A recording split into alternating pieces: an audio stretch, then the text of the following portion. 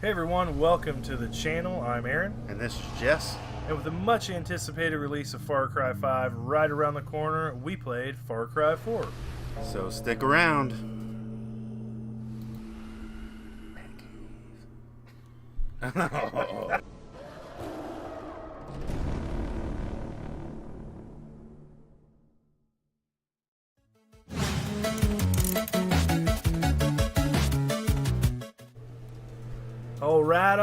Alright. Before we jump into this video, do us a favor, hit the like and subscribe to always stay up to date with our fresh videos we're dropping. And, it helps us out. So, with that being said, we're going to get right into today's game of Far Cry 4. And, Jess, this is your game, so set it up for us. Yeah, this game's been out for a while, so I don't think we're going to go over anything new. We're just going to talk about our time with it. Well, yeah, it's one that you... time, yeah, exactly. It's one that you had picked up. Yeah, that's and just what I've been enjoying it. Yeah, just currently playing it. Yeah. Running through it. So give me a lowdown and some of the backstory here. Where are we and why? I don't know. Kyrat. Kyrat. I don't know how you say it. You're in an Asian place. Okay, all right. So yeah, I think Kyrat. I think, and yeah, moving through that, we're just gonna keep on Okay, going. you are Ajay, I believe is the guy's name. Ajay. All right. AJ. And your mom has passed away and wanted you to go to her home country to spread her ashes. Right. So right when you show up, you immediately get mixed in this little wars going on. It's like a civil war, right? Yeah. That's basically what's going on. Okay. Between like pagan men is the, is name of the bad guy. All right. He's like the king or something. And then the little, the rebels, there's referred to as the Golden Path, I think, in this game. So I see. And it turns out it's not even very far in the game. You find out that your dad is one of the ones that started this Golden Path. So it's almost as if your mom knew that this might get you a little involved with the war. Right. So with her request. Are we saying this is an estranged father that you didn't really know? No, they both met here and moved to America. Oh, okay. Okay. And I think he passed away some time ago, and then this was...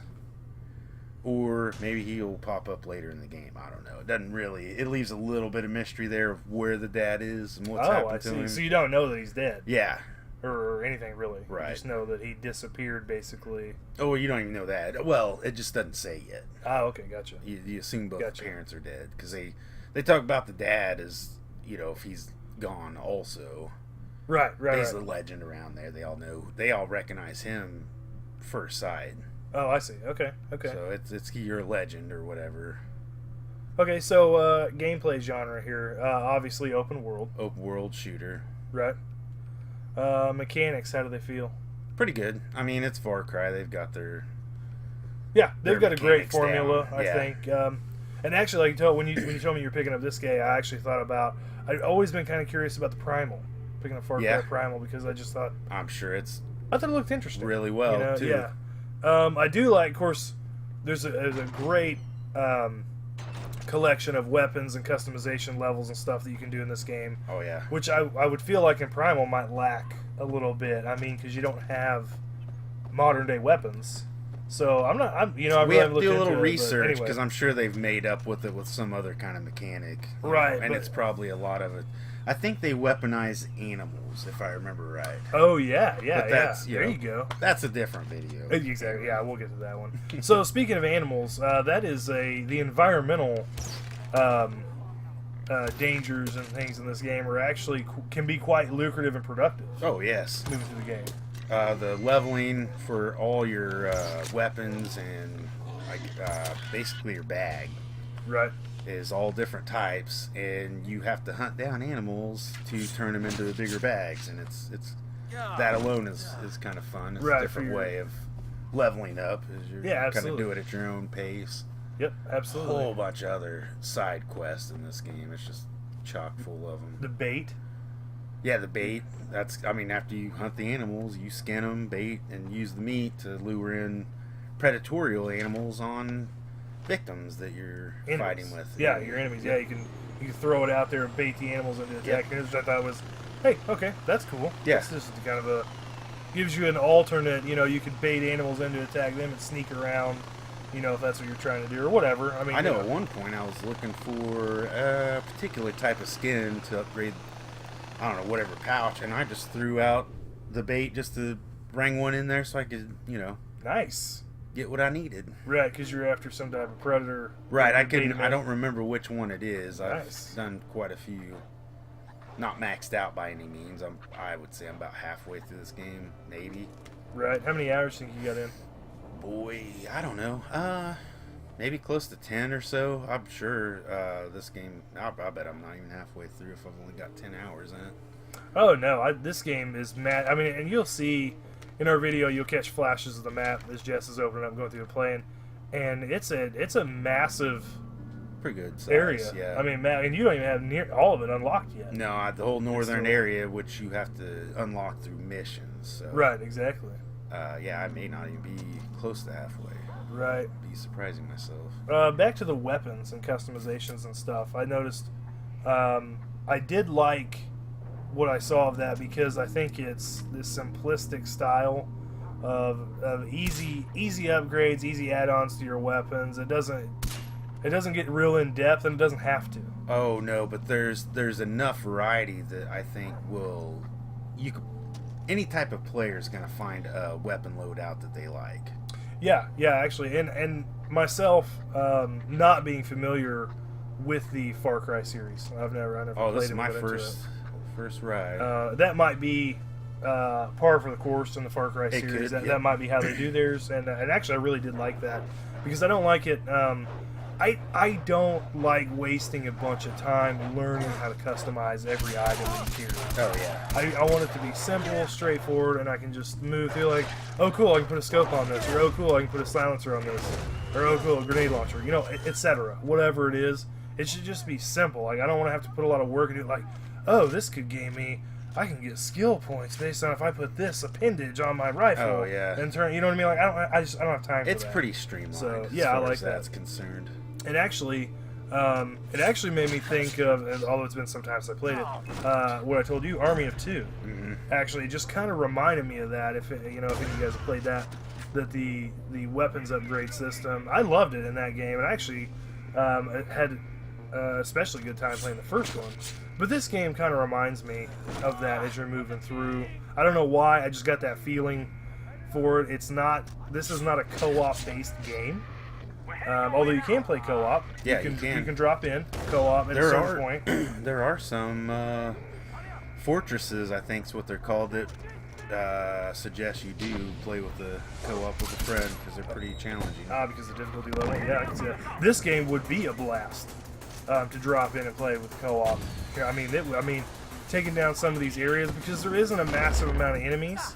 You know, but like you got 5 or 6 guys you really got to drop in a hurry, and you could split those in half. And I mean, you take this side, I'll take this, and that would be really fun to kind of siege these, because most of these locales that we saw in this gameplay were small. These are small little compounds. They're not that big. They don't have that many guys. You know, and yeah, I mean, obviously you could take it down in the single player mode. I mean, this game is based around the solo.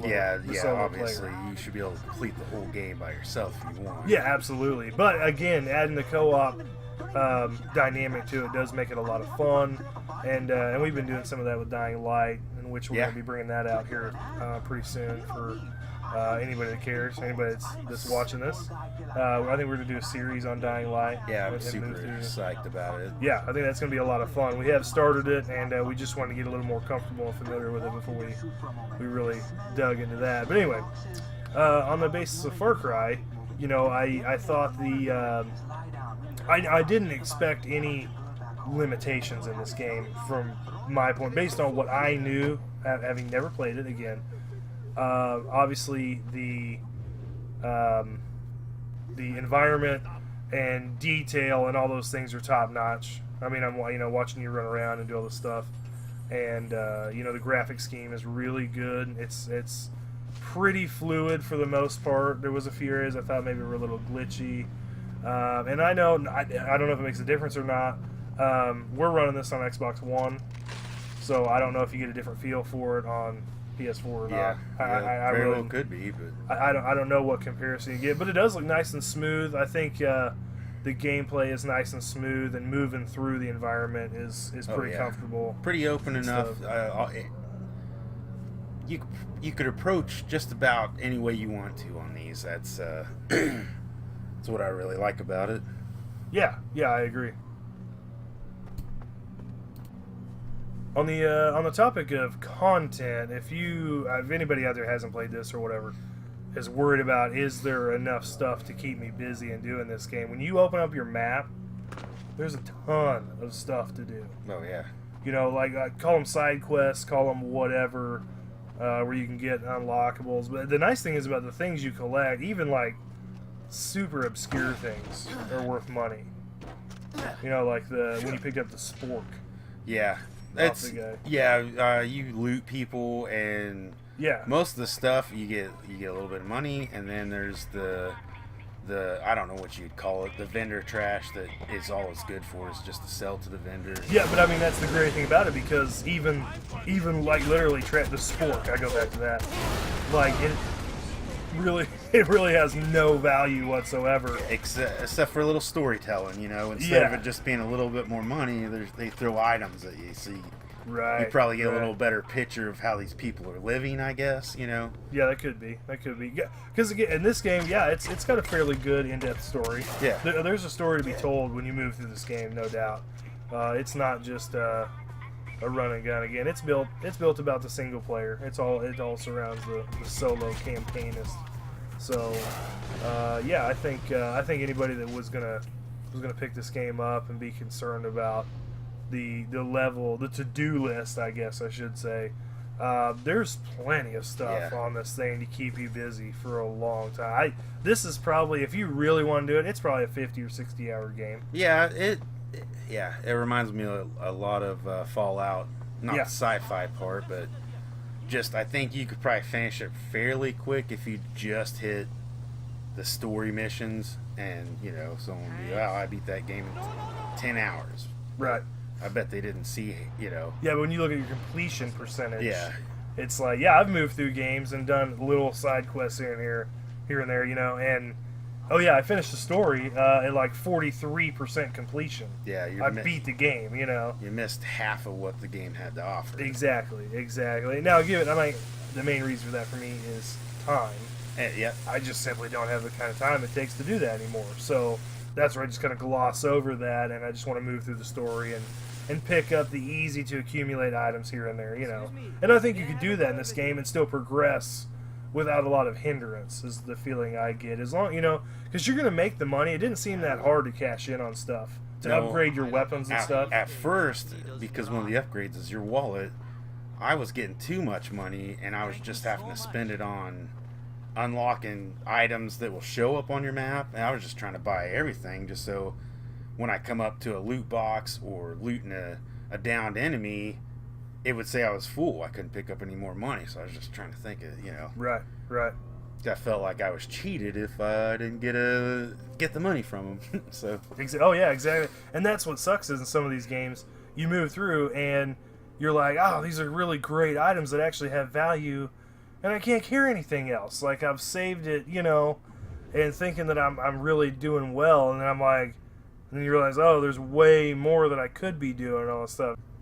Okay, Jess, so final thoughts. If you're wanting to check out the Farcry games and not want to drop the $60 on this new one coming out, this is a way less expensive way of seeing what Farcry is about. It's the open world stuff, so if you're into the open world and shooters and, you know, pretty good storytelling, single player focused stuff, this is, you're not going to play too much multiplayer online, with the exception of the co-op deal they've got set up. But I highly suggest checking this out. But you know what? This is just our opinion. Snag a copy of the game, play it for yourself, see what you think. Hit us up in the comments section and let us know. We can talk about it. Be sure to find our links down in the description for our Facebook page and Twitter. And as always, don't take it too seriously, guys. And just try to have fun with it. It's about playing the game. And being respectful. of others. And we'll see you next time. there you go. Later, guys.